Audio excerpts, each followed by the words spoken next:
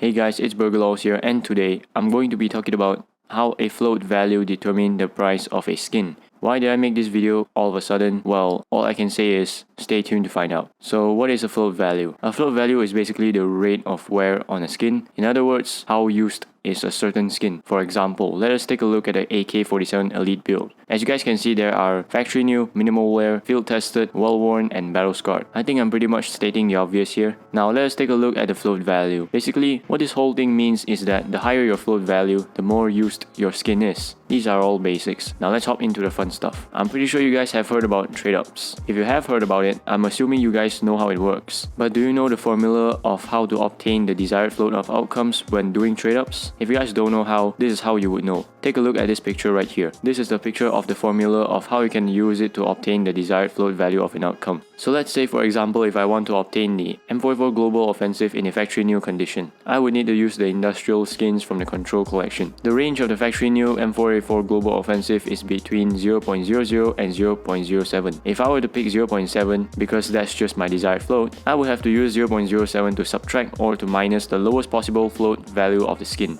which is 0.00. So you would get 0.07 dividing the bottom formula. Now what is the max float value of this skin?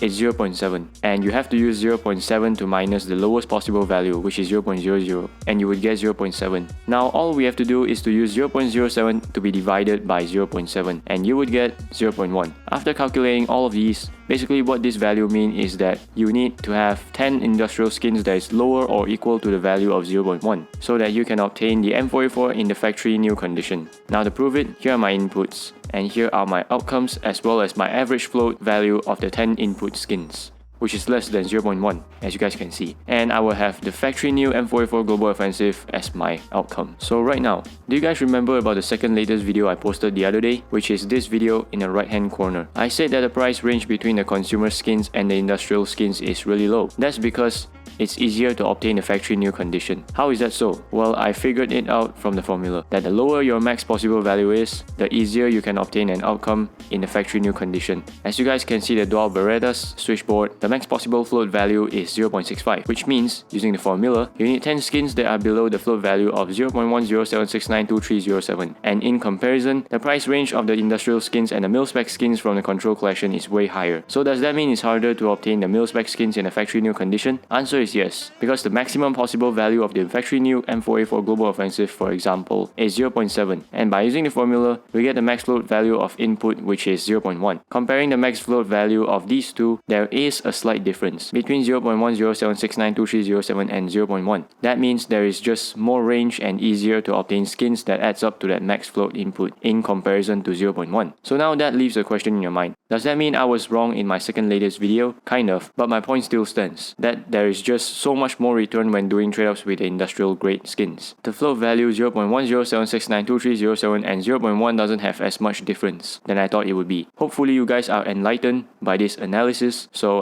good luck investing, stay safe, and I'll see you on the next video. Peace.